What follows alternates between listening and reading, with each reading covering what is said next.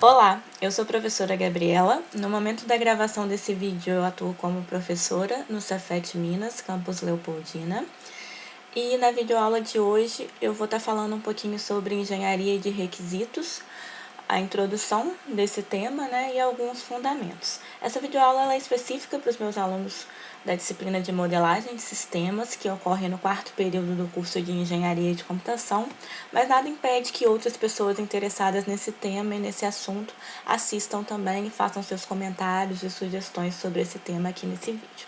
Então vamos lá. Como conteúdo dessa aula hoje, a gente tem a definição do que vem a ser um requisito de software.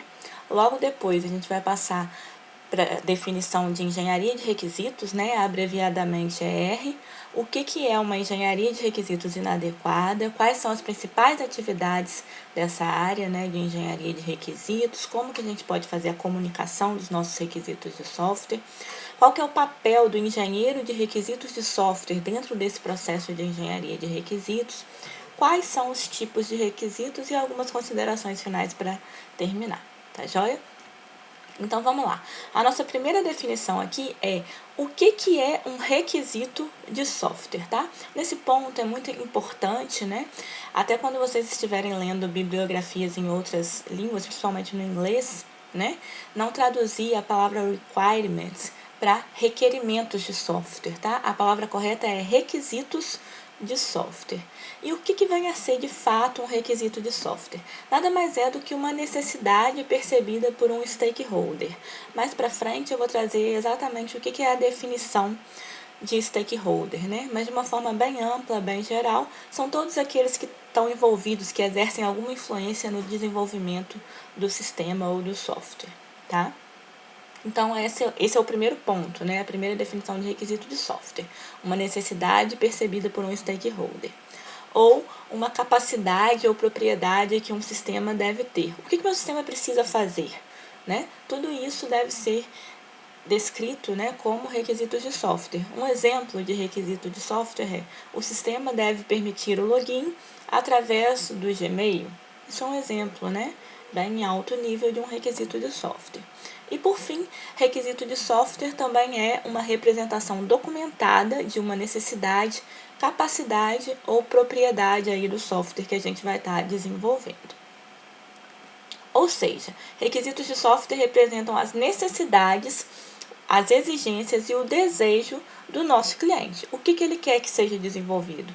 Que software é esse que ele precisa que seja desenvolvido? Ok? Isso tudo vai ser expresso através dos nossos requisitos. E a engenharia de requisitos, que área é essa? O que é isso, de fato, né? A engenharia de requisitos, ela nada mais é do que uma abordagem sistemática, disciplinada, para a gente poder especificar e gerenciar todos esses requisitos, porque um software ele vai ser composto por diversos requisitos. Então a gente precisa de um procedimento aí, né, de uma abordagem bem sistematizada e disciplinada para a gente conseguir não só especificar, mas também gerenciar todos os requisitos do nosso software, tá? Ela tem como objetivo o quê? Deixar claro o que o sistema tem que fazer, né? Quais são as necessidades reais e, além disso, identificar também quais são as restrições que existem para que esse software possa ser desenvolvido. É durante o processo, pessoal, de engenharia de requisitos, né, que ocorre aí a comunicação entre o cliente e o analista da equipe de desenvolvimento, né? E quando essa comunicação aí entre o cliente e o analista da equipe de desenvolvimento ela não é bem feita, né? Ela não é bem sucedida, todo o restante do projeto ele pode ser comprometido, né? Trazendo aí diversos impactos, como custo, prazo para entrega, né? Atraso no prazo de entrega, entre outros. Então, por isso que é muito importante a gente estudar, ter consciência e aplicar como todo esse processo aí de engenharia de requisitos. Uma boa engenharia de requisitos ela é importante por quê? Porque a partir desse momento já surgem muitos erros que, se eles forem corrigidos, né, eles vão fazer economia, ao passo que quanto mais tarde a gente deixar para corrigir esses erros, maior vai ser o nosso custo. Ou seja, quando a gente tem uma engenharia de requisitos inadequada, né, quais são os sintomas disso? São requisitos vagos e faltantes que vai impactar, né, em maior custo, maior prazo para entrega, entre outros diversos problemas.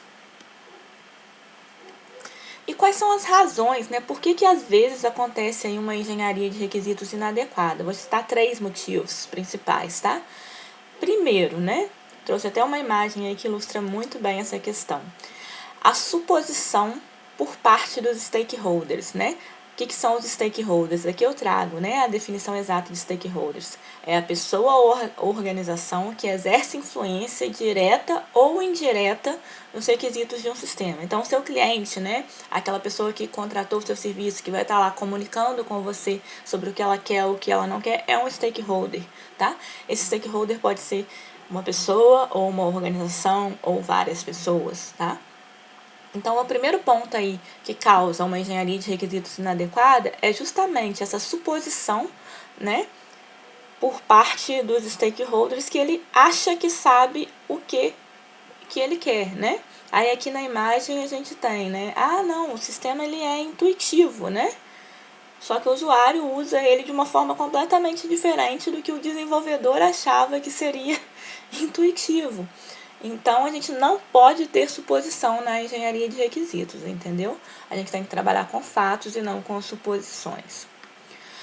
O segundo problema, né, que pode causar aí uma engenharia de requisitos inadequada. Problemas de comunicação devido a diferentes níveis de experiência e de conhecimento, né? Porque eu tenho a pessoa aqui, o analista de requisitos de um lado, que está falando, né, está tentando entender o que o stakeholder quer, e aí a gente tem um gap aí em diferentes níveis de experiência e de conhecimento entre esses dois papéis. Então, nem sempre, né, o que um fala, o outro entende, e o que o outro fala, um entende. Então, essa comunicação ela tem que ser muito boa, muito eficiente para evitar esses problemas aí entre o que é falado, o que é ouvido e o que é de fato entendido. E o terceiro problema que pode vir a causar aí uma engenharia de requisitos inadequada é a pressão do cliente para a construção de um sistema rápido, né? Isso a gente vê em todas as áreas, principalmente agora que a gente está vivendo um momento de pandemia e que as tecnologias e os sistemas estão em alta, né? A pressão por lançamento de novas versões, de novos sistemas, ela é constante e muitas vezes isso pode fazer com que o processo, né, de levantamento de requisitos tenha que ser realizado de uma forma mais rápida e isso pode gerar uma engenharia de requisitos inadequada, tá? Então a gente tem que saber muito bem lidar aí com essa pressão para que isso não impacte lá na minha engenharia de requisitos, no meu levantamento de requisitos de fato. E aí, né, a engenharia de requisitos, ela é dividida em 5 atividades principais, tá? Que devem ocorrer não necessariamente nessa ordem. E a gente vai falar agora um pouquinho de cada uma dessas 5 atividades. Mas essas 5 atividades, elas são: a primeira, elicitação de requisitos; a segunda, documentação de requisitos; terceira, validação; quarta, negociação e quinta, gerenciamento de requisitos, tá? A forma de organizar essas atividades, elas estão muito bem especificadas nessa ISO que eu listo aqui, tá? Então, se vocês tiverem dúvidas sobre como eu posso organizar essas atividades, basta acessar essa ISO, que lá explica direitinho. Não necessariamente elas precisam ser sequenciais, eu posso ter vários processos que organizam essas atividades de formas distintas, tá? E além disso, né, essas atividades elas envolvem aí diferentes níveis de requisitos, como os requisitos do próprio stakeholder, né, que a gente também chama de requisitos de negócio, e requisitos do produto de fato, ou requisitos do sistema. Ok? A gente vai entrar agora na especificação de cada uma dessas 5 atividades e o que é, para que serve cada uma delas, tá?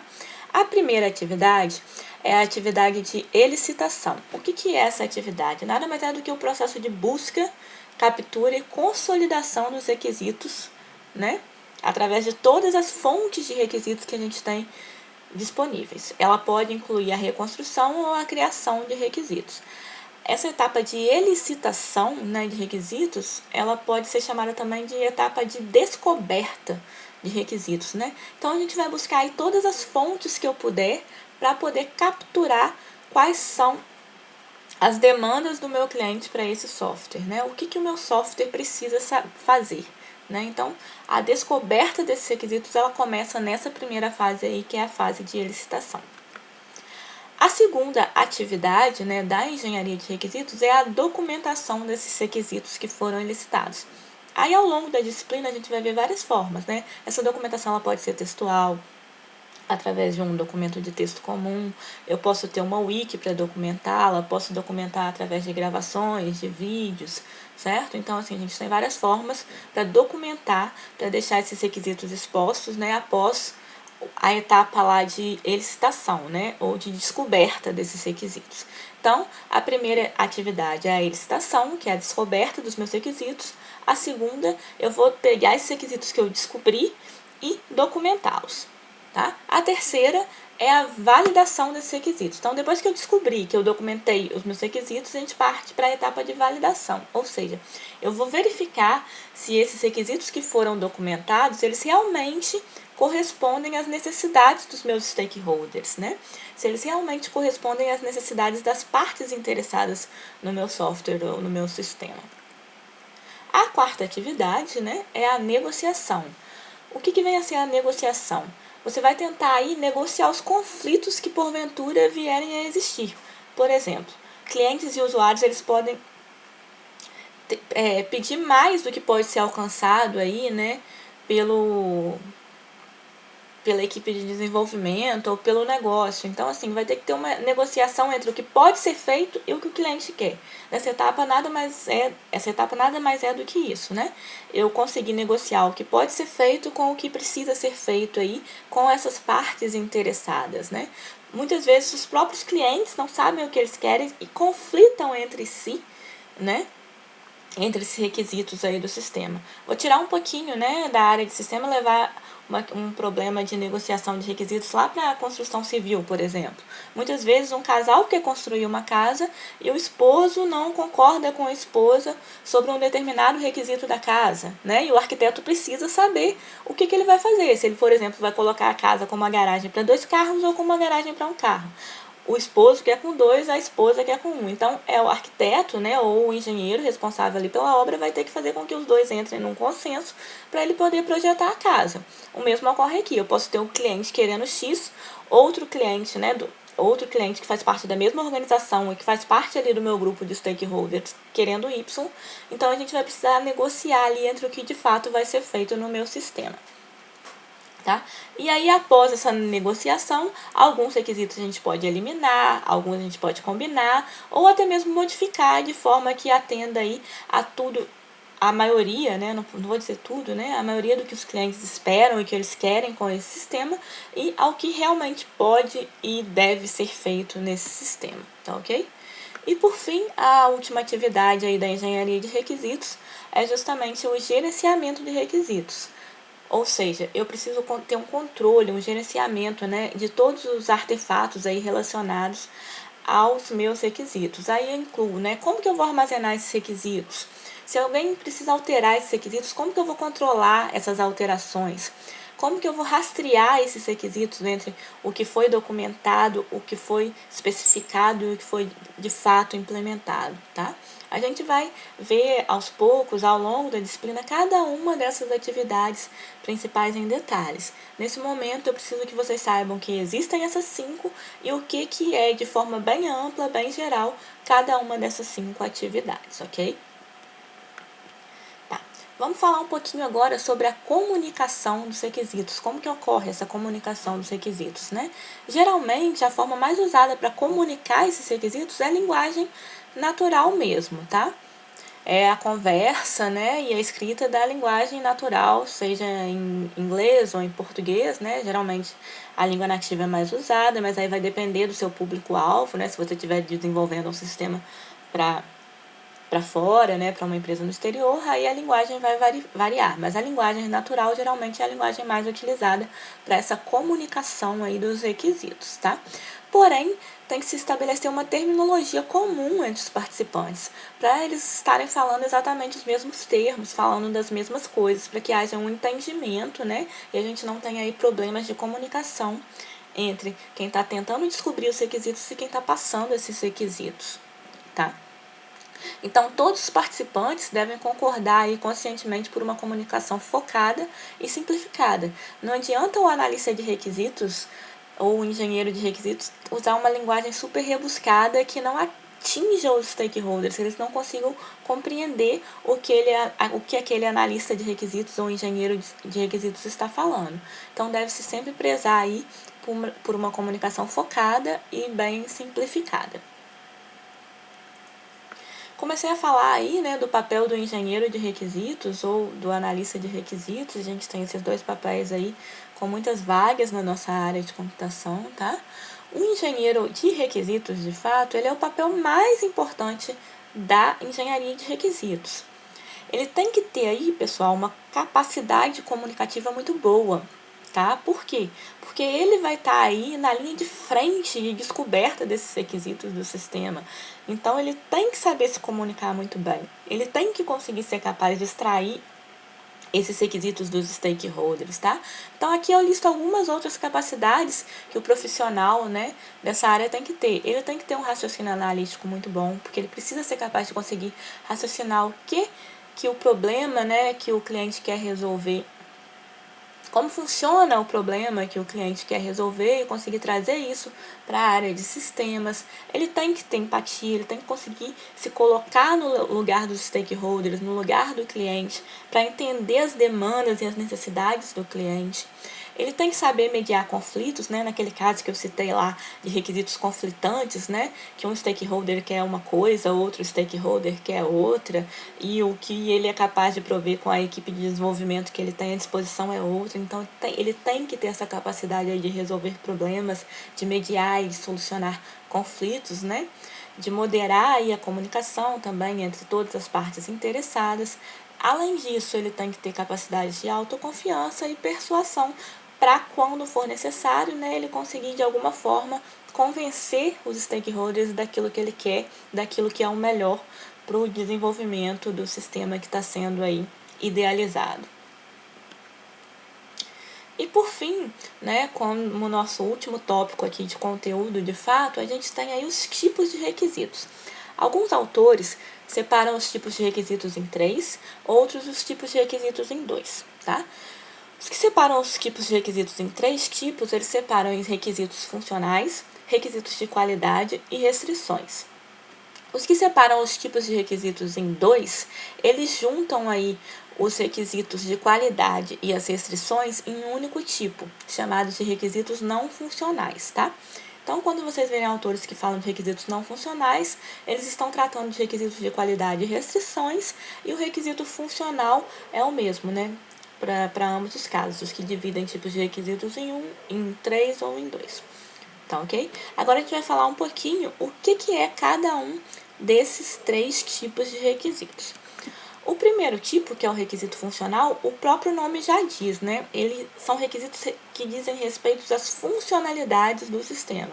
O sistema deve ser capaz disso, ou o sistema deve ser capaz daquilo, tá? Ou seja, um requisito funcional, ele é um requisito referente a um resultado do comportamento que deve ser fornecido por uma função de um sistema, ou um componente ou um serviço. Ou seja, são as funções que o meu sistema ou o meu aplicativo ele deve possuir para atender o negócio e as suas regras, né? Um exemplo de requisito funcional. O sistema deve permitir o login via Gmail, ok? A gente vai ver diversos outros exemplos de requisitos funcionais e vocês também vão trabalhar com a especificação desses requisitos funcionais dentro dos estudos de caso que vocês escolheram para trabalhar no decorrer da disciplina. O segundo tipo de requisitos são os requisitos de qualidade. O que são requisitos de qualidade? São requisitos que pertencem à preocupação da qualidade, tá? Do meu sistema. Eles não estão cobertos lá pelos requisitos funcionais. Então, eles não se referem a uma função do sistema, mas eles são necessários para garantir que aquele sistema ele vai ter qualidade. Características que são consideradas, né, quando a gente está trabalhando com requisitos de qualidade: performance, segurança, confiabilidade, usabilidade, manutenibilidade e portabilidade. Um exemplo, né, de performance: olha, o sistema deve permitir o cadastro de usuário em, no máximo, 1 minuto, tá? 1 minuto é muito, né? Mas assim, características de performance específicas: o sistema deve dar um retorno para o usuário de determinada função em 2 segundos, certo? Segurança. O sistema não deve permitir o acesso sem o cadastro de senha com caracteres especiais XXXX, ok? Então, geralmente vocês vão ver as características de qualidade, né, os requisitos de qualidade fortemente atrelados a essas características que eu listo aí de performance, segurança, confiabilidade, etc, tá? E os requisitos de qualidade, assim como os funcionais, eles também devem ser documentados de forma explícita, tá? Não tem que ficar uma coisa geral que funciona para todos os sistemas, não. Eles também precisam ser documentados e muito bem explicitados. E aí, pessoal, quando a gente for trabalhar com a documentação desses requisitos de qualidade, a gente deve considerar também, né, as características com referência às suas subcaracterísticas, né? Então, a gente tem aí uma ISO que trabalha especificamente com as características de qualidade de software. Eu vou deixar essa ISO também aqui na descrição do vídeo, para quem quiser interesse, né? Porque, por exemplo, quando eu estiver trabalhando com confiabilidade, eu tenho que trabalhar com confiabilidade no nível das subcaracterísticas dessa característica de confiabilidade, como recuperabilidade do meu sistema, tolerância à falha do meu sistema. Se eu estiver trabalhando com usabilidade, eu vou ter que trabalhar, por exemplo, com a atratividade, com a inteligibilidade, certo? Então, a gente tem uma ISO que trabalha muito bem com essas questões e deixa muito claro quais são as características e as subcaracterísticas de qualidades que precisam e que devem ser observados no sistema no momento da elicitação desses requisitos de qualidade, tá? Como eu falei, né, o número dessa ISO é esse daqui. É a ISO 25010 de 2011. Vou deixar ela aqui na descrição do vídeo para quem tiver interesse, quiser pesquisar um pouquinho mais sobre requisitos de qualidade. Tá?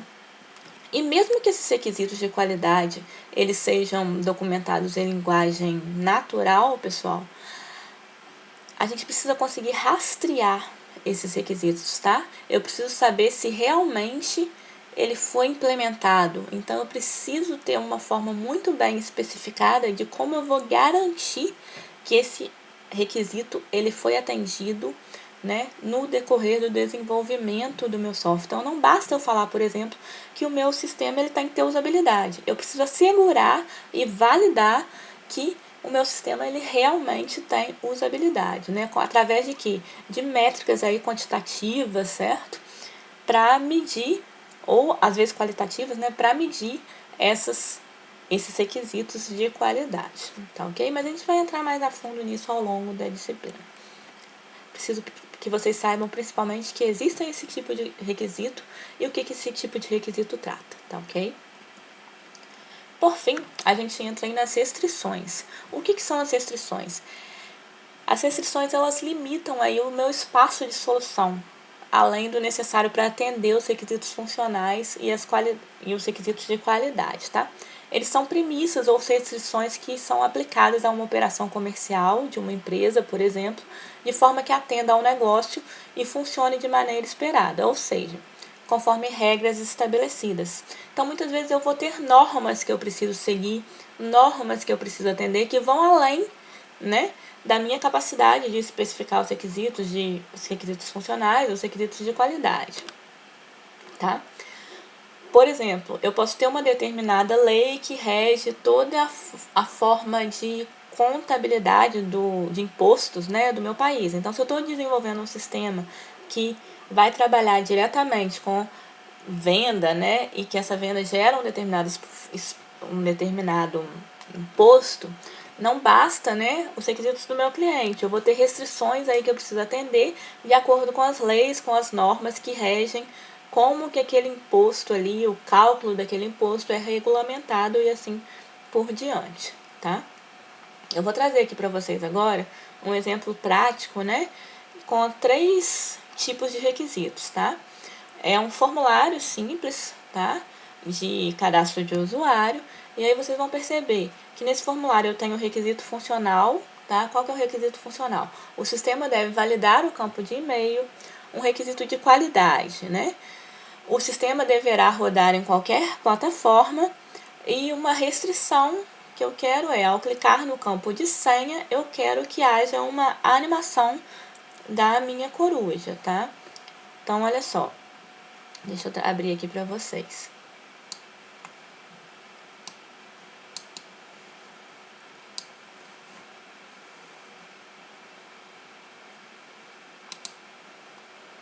Então, aqui, né, eu tenho o formulário que eu falei, né? O meu requisito funcional eu tenho que validar e-mail, né? Eu tenho um campo aí para e-mail e um para senha, então o funcional o sistema deve validar e-mail. O requisito de qualidade é a portabilidade, né? Esse formulário ele tem que funcionar tanto em sistema web como um aplicativo, por exemplo, e eu tenho uma restrição, né? Quando eu clicar lá na senha, eu quero obrigatoriamente que tenha animação do meu bichinho aí, da minha corujinha, tá ok? Então vamos voltar aqui para nossa aula.